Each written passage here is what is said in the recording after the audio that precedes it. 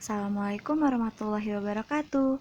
Hai teman-teman semua, kami dari kelompok 8 akan membahas mengenai akuntansi ekuitas bank.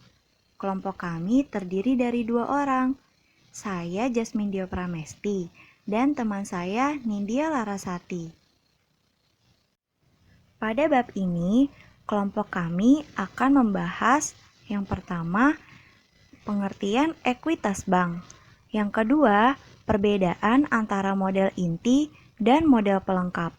Yang ketiga, membukukan transaksi modal di setor yang meliputi penjualan saham, pemesanan saham, dan pembelian kembali saham. Yang keempat, membuat jurnal atas transaksi pembelian kembali saham dengan menggunakan metode harga perolehan dan metode harga nominal. Dan yang terakhir, menjelaskan perlakuan akuntansi untuk cadangan dan saldo laba. Untuk pembahasan lebih lengkapnya, mari kita simak baik-baik ya teman-teman. Pengertian ekuitas. Pengertian ekuitas adalah dana yang diinvestasikan oleh pemilik dalam rangka pendirian badan usaha untuk membiayai kegiatan usaha bank dan untuk memenuhi regulasi pemerintah. Modal inti terdiri dari 1. Modal disetor, 2. Agio saham, 3. Modal sumbangan, 4. Cadangan, 5. Saldo laba. Modal pelengkap terdiri dari 1. Cadangan revaluasi aktiva, 2. Penyisihan kerugian aktiva produktif, 3. Modal pinjaman atau modal kuasi. Materi yang akan dibahas selanjutnya adalah akuntansi modal disetor. Modal disetor adalah modal yang telah efektif diterima oleh bank sebesar nilai nominal saham. Untuk penambahan modal disetor dicatat sebesar jumlah uang yang diterima, nilai wajar aktiva non-kas yang diterima, dan besarnya utang yang dikonversi menjadi modal. Sedangkan untuk pengurangan modal disetor dicatat sebesar jumlah uang yang diserahkan, nilai wajar aktiva non-kas yang diserahkan, dan besarnya utang yang timbul. Pada akuntansi modal disetor ini akan dibahas mengenai perhitungan penjualan saham, pemesanan saham, serta pembelian kembali saham. Dalam akuntansi modal disetor, yang pertama yaitu penjualan saham. Penjualan saham dilakukan oleh bank dalam rangka untuk mendapatkan modal. Penjualan saham akan dilakukan dengan kurs saham di atas nominal atau di bawah nominal. Hal ini tergantung pada kualitas bank penjual saham. Kurs atas penjualan saham akan berpengaruh terhadap agio dan disagio. Untuk contoh perhitungannya akan saya jelaskan dengan menggunakan ilustrasi soal sebagai berikut. Pada tanggal 2 Januari 2006, Bank Bima didirikan dengan modal awal uang tunai senilai 50 miliar rupiah, tanah senilai 10 miliar rupiah, gedung senilai 5 miliar rupiah, kendaraan senilai 2 miliar rupiah, dan inventaris kantor senilai 3 miliar rupiah. Modal ini diakui sebagai saham biasa dengan nilai nominal Rp10.000 per lembar. Selanjutnya, jurnal yang dibuat untuk tanggal 2 Januari 2006 adalah kas sebesar 50 miliar rupiah di debit, tanah sebesar 10 miliar rupiah di debit, gedung sebesar 5 miliar rupiah di debit, kendaraan sebesar 2 miliar rupiah di debit, inventaris kantor sebesar 3 miliar rupiah di debit terhadap modal disetor sebesar 70 miliar rupiah di kredit. Selanjutnya, pada tanggal 10 Januari 2006, PT Bank Bima menjual saham biasa sebanyak 1 juta lembar dengan nilai nominal per lembar adalah Rp10.000, kurs 95 dan pembayaran diterima secara tunai. Jurnal yang dibuat pada tanggal 10 Januari 2006 adalah kas di debit sebesar 9,5 miliar yang didapat dari perhitungan kurs 95 dikali 1 juta lembar dikali dengan Rp10.000. Disagio saham di debit sebesar 500 juta rupiah yang didapat dari 5% dikali 1 juta lembar dikali dengan Rp10.000. Modal disetor di kredit sebesar 10 miliar rupiah. Pemesanan saham. Pemesanan saham merupakan transaksi penjualan saham yang dilakukan atas dasar pesanan. Bank menjual saham karena pihak pembeli telah memesan saham bank. Transaksi atas pemesanan saham akan dicatat dalam modal saham yang dipesan sebesar nilai nominal dikalikan dengan jumlah lembar saham. Selisih antara nominal saham dengan kurs akan dicatat dalam agio atau disagio. Pada saat uang pesanan saham dilunasi, maka modal saham yang dipesan akan dicatat dalam modal disetor. Hal ini terjadi karena uang atas pemesanan saham tersebut sudah diterima oleh pihak bank. Pada tanggal 1 Maret 2006, PT Istana memesan saham PT Bank Bima Surabaya sebanyak 100.000 lembar pada harga 10.000 dengan kurs 105, uang muka pesanan 80%. Maka di jurnal pada tanggal 1 Maret 2006 adalah kas sebesar 840 juta dari 80% dikali 1 miliar 50 juta.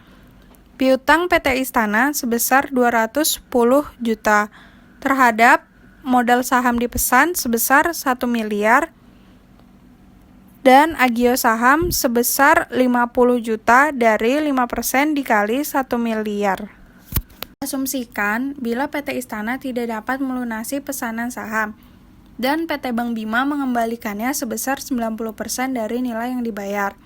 Maka jurnal pada tanggal 16 Maret 2006 adalah modal saham dipesan sebesar 1 miliar rupiah, agio saham sebesar 50 juta rupiah, terhadap piutang PT Istana sebesar 210 juta rupiah, kas sebesar 756 juta rupiah yang didapat dari 90% dikali 840 juta rupiah, dan pendapatan lain-lain 84 juta rupiah yang didapat dari 10% dikali dengan 840 juta rupiah. Yang terakhir dalam akuntansi modal disetor yaitu pembelian kembali saham. Pembelian saham yang beredar menjadi faktor penting dalam mempertahankan kepemilikan bank. Saham yang dibeli kembali disebut dengan saham treasury. Akuntansi untuk saham treasury dikelompokkan menjadi 2 jenis, yaitu dicatat menurut harga perolehan dan dicatat menurut harga nominal. Dalam metode harga perolehan, pada saat emisi saham, modal saham dicatat sebesar jumlah lembar saham dikalikan dengan harga nominal saham per lembar. Selisihnya akan dicatat dalam agio atau disagio saham. Pada saat pembelian kembali, harga beli dikalikan dengan jumlah lembar saham, dicatat dalam saham treasury. Pada saat penjualan, maka perbedaan antara harga pada saat pembelian kembali dengan harga jual akan diakui sebagai tambahan modal disetor pada sisi debit atau kredit sesuai dengan kursnya. Sedangkan dalam metode harga nominal, pada saat emisi saham, modal saham dicatat atas dasar jumlah lembar saham dikalikan dengan nilai nominal. Pada saat dilakukan pembelian kembali atas saham tersebut, maka saham yang dibeli dicatat sebagai saham treasury, dan selisih harga nominal dengan harga beli dicatat dalam agio atau disagio saham. Berikut ilustrasi soal mengenai pembelian kembali saham. Pada tanggal 6 Januari 2006, Bank Bima melakukan emisi saham biasa sebanyak 1 juta lembar dengan harga nominal Rp10.000 dengan kurs 105. Pada tanggal 30 Juni 2006, Bank Bima membeli kembali 100.000 lembar sahamnya dengan kurs 102. Pada tanggal 31 Juli 2006, Bank Bima menjual kembali saham treasury-nya sebanyak 50.000 lembar dengan kurs 103. Pada tanggal 15 Agustus 2006, Bank Bima menjual kembali 50.000 lembar saham treasury-nya dengan kurs 95. Berikut adalah pencatatan dengan metode harga perolehan. Jurnal pada tanggal 6 Januari 2006, kas sebesar 10.500.000 juta yang didapat dari 105% dikali 1 juta lembar dikali Rp10.000 terhadap modal saham sebesar 10 miliar dan agio saham 500 juta. Jurnal pada tanggal 30 Juni adalah saham treasury terhadap kas sebesar 1.020.000.000 yang didapat dari 102% dikali 100.000 lembar saham dikali Rp10.000.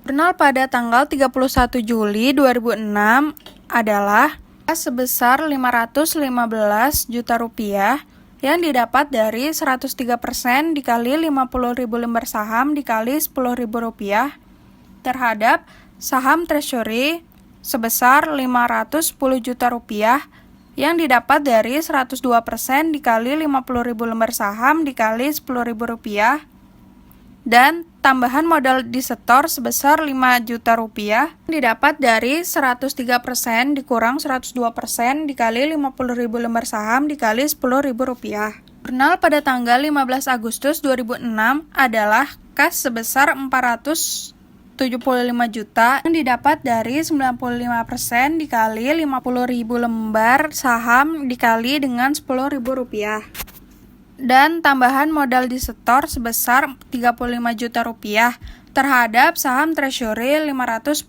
juta rupiah. Dalam pencatatan metode harga perolehan, pada saat penjualan, maka perbedaan antara harga pada saat pembelian kembali dengan harga jual akan diakui sebagai tambahan modal disetor pada sisi debit atau kredit sesuai dengan kursnya. Berikut ini adalah pencatatan dengan metode harga nominal. Jurnal pada tanggal 6 Januari 2006 adalah kas sebesar 10.500.000.000 dari 105% dikali 1 juta lembar saham dikali Rp10.000 terhadap modal saham sebesar 10 miliar rupiah dan agio saham sebesar 500 juta rupiah.